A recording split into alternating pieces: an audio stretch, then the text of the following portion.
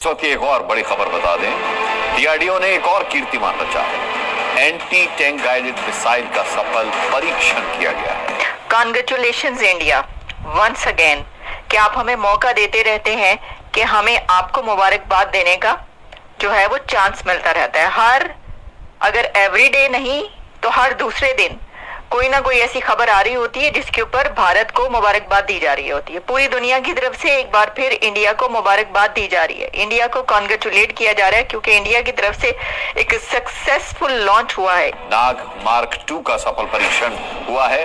Zorawar light tank से इसका परीक्षण किया गया और सभी टारगेट अचीव किए गए हैं। मिसाइल है जिसको डीआरडीओ और भारत डायनामिक्स ने, ये बेसिकली जॉइंट प्रोडक्शन है उनकी, और ये इंडिया की टेक्नोलॉजिकल जो एडवांसमेंट है और जो मिसाइल डेवलपमेंट है उसके अंदर ये बड़ी तगड़ी चीज है। बट ये इसकी जो आप इसकी कैरेक्टरिस्टिक्स देखें या इसके जो डिफरेंट स्पेसिफिकेशंस देखें प्रोग्राम के, तो देन आपको पता चलेगा कि व्हाई दे डू इट। ठीक है जी, इसकी रेंज एशिया है, इसकी रेंज यूरोप है, इसकी रेंज अफ्रीका है। सो जो है ये इंडिया की स्ट्रेटेजिक कैपेबिलिटी के लिए है। अगर तो आप कंपैरिजन की बात करने लगे हैं, नहीं तो बिल्कुल ना कीजिएगा, बिल्कुल नहीं बनता। अच्छा, कंपैरिजन नहीं बनता। हाँ, यहाँ पे सीखना बनता है। ठीक है। हर दूसरे दिन हम सुनते हैं, दुनिया में खबर चलती है कि इंडिया जो है उसमें टेस्ट हो रहे हैं और पाकिस्तान में प्रोटेस्ट हो रहा है। और दूसरी बात, हम क्यों सीखेंगे? हमें तो आदत है ब्लेम गेम की। ठीक है, हमारी ये सूरत हाल है।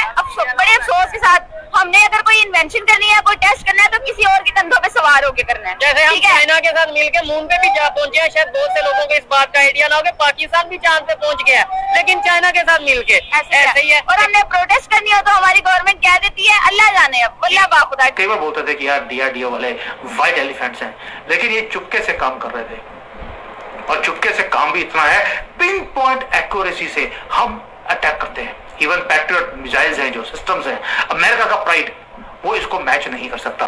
ये हमने अपनी कैपेबिलिटी दिखा दी है। अब भारत की राइज को कोई रोक नहीं सकता, क्योंकि अभी तो सिर्फ एक मिसाइल है जो हमने दिखाई है इंडिपेंडेंटली, वो चलेगी, कोई जीपीएस नहीं, कुछ नहीं। आप एक मिसाइल को शूट डाउन कर दीजिए, एक वॉरेट को, बाकी के 9 अपना काम करके आएंगे। चलेगा हमारे लोगों को भी, हमें पता ही नहीं, we do not know the reality, कोई नहीं हमें पता कि हम खड़े कहाँ पे हैं, हम खड़े कहाँ पे, हमें कोई रियलिटी का नहीं पता। पाइन हमारी पोजीशन बहुत कंप्रोमाइज है, बहुत ज्यादा, क्योंकि हमें दुनिया में कोई डिफेंस इक्विपमेंट नहीं दे रहा। ये जितने हमारे भारतीय दोस्त आकर बोलते हैं ना कि जी वो तो हम चाइना के लिए खरीद रहे हैं, वो असल में हमें मामू बना रहे होते हैं। इसलिए कि जाहिर है चाइना के साथ तो बॉर्डर पे आप लोग सिर्फ चपेड़े वपेड़े मार के काम चलाते हैं। चाइना पे अंदर मैंने देखा नहीं कि आप लोगों ने कभी गोली भी चलाई हो। लेकिन हाँ, ये जरूर है कि आप नाम चाइना का लेते हैं, लेकिन असल में निशाना हम लोग हैं आपको, यानी कि कहीं पे निगाहें कहीं पे निशाना। ये बात भारत के ऊपर एकदम फिट बैठती है। लेकिन भाई ऐसी क्या बात है, उसके बाद जब आप लोग ये लेते हैं तो हमें भी किसी ना किसी तरीके से वो अपनी हिफाजत के लिए या कह लीजिए कि वैसे लड़ने मरने के लिए या दिखाने के लिए हमें भी वही मिसाइल, वही सारे हथियार खरीदने पड़ते हैं। तो आप इससे सोचिए जो हथियार बेचने वाले उनका कितना फायदा है। हमसे भी वो पैसा ले लेते हैं जो हमने इधर उधर से मांग तांग कर लाए होते हैं। हम उससे और भी 10 चीजें की जा सकती है, ड्रेसेस भी बनाई जा सकते हैं, लेकिन मेरी तरह, लेकिन कुछ नहीं, हम वो सारा पैसा लेके हथियार ले लेते हैं। और आप लोग जो कमाते हैं न जाने कहाँ कहाँ जाके, आपके आईटी एक्सपर्ट्स और कौन कौन जो है, कभी आर्टिफिशियल इंटेलिजेंस में मोदी जी पहुंच जाते हैं, कभी कहीं पहुंच जाते हैं। वो पैसा भी बजाय इसके कि आप अपनी पब्लिक के ऊपर लगाएं, रोड बना दें, एयरपोर्ट बना दें, कुछ कर दें, नहीं तो पाव भजिया ही खिला दें। लेकिन नहीं, वो पैसा भी आप लोग हथियारों पे लगा देते हैं और उसके बाद कह देते हैं कि जी ये हथियार तो हमने चाइना के लिए लिए। चाइना वाले कहते हैं लो जी हमारे साथ तो ये हथियार चलाते ही नहीं है, ऐसे ही लड़ भड़ के काम हो जाता है। लेकिन वो सब पाकिस्तान के लिए। लेकिन अब मोदी जी और ट्रम्प साहब जो अब आए हैं एज अ प्रेसिडेंट, मुझे लगता है कि काम थोड़ा और खराब हो गया पाकिस्तान के लिए, इसलिए कि मजीद मुश्किलें बढ़ जाएंगी।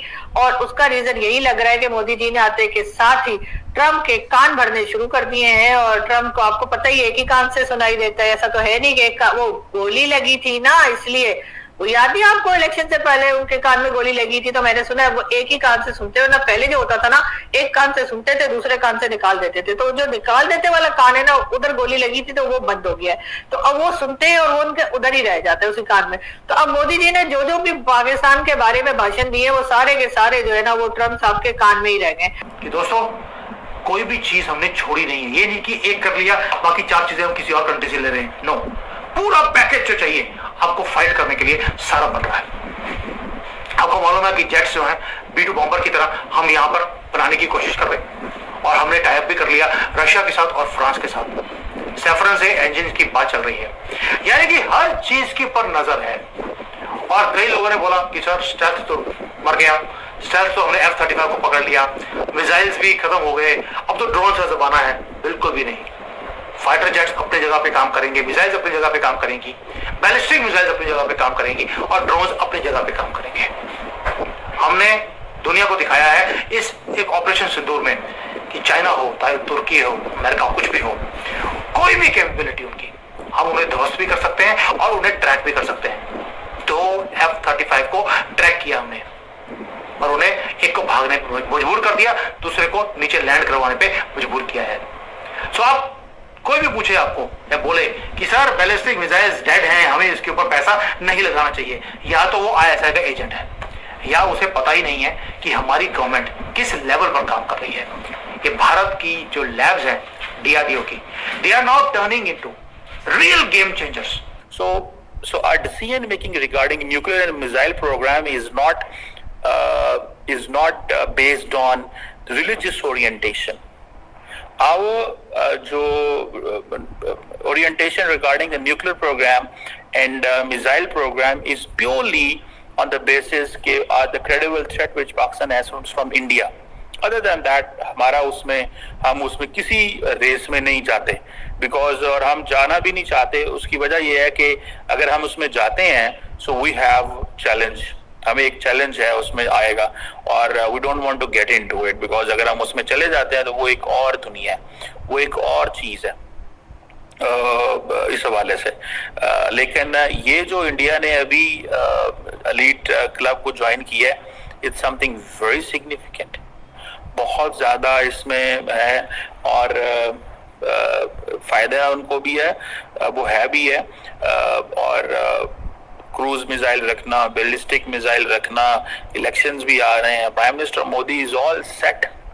वो जैसे कहते हैं ना, वो अपनी इंडिया का बड़ा wide range of missile program है, पर्टिकुलरली जो इनका जो सरफेस टू एयर आप देख लें, जो त्रिशूल है, ठीक है जी, आकाश है, बरक 8 है, सरफेस टू सरफेस मिसाइल में अग्नि 1, अग्नि 2, अग्नि 1 की जो लेंथ है वो 700 से 1200 है, 1250 अग्नि। हम भी चला देंगे, तुम एक चलाओगे हम 2 चलाएंगे। ये और बात है कि हमारे पास न्यूक्लियर वेपन जो है वो भारत से ज्यादा है। तो क्या है ना कि वो जैसे आप पकौड़े बनाने लगते हैं ना, आपके 4-5 पकौड़े बनाने का आपका इरादा होता है और कहते चलो 4-5 पकौड़े बना लेते हैं, फिर चाय के साथ खाएंगे मजे से, लेकिन बेसन ज्यादा बना देते हैं आप, तो फिर आप कहते हैं चलो 4 पकौड़े और फ्राई कर देते हैं। तो वही मुझे लगता है कि हमारे मिसाइल्स के साथ भी वही हुआ है कि हम मिसाइल बनाने लगे थे और मसाला ज्यादा हो गया, तो हमने कहा चलो 2 मिसाइल और बना देते हैं। तो मैंने सुना है कि पाकिस्तान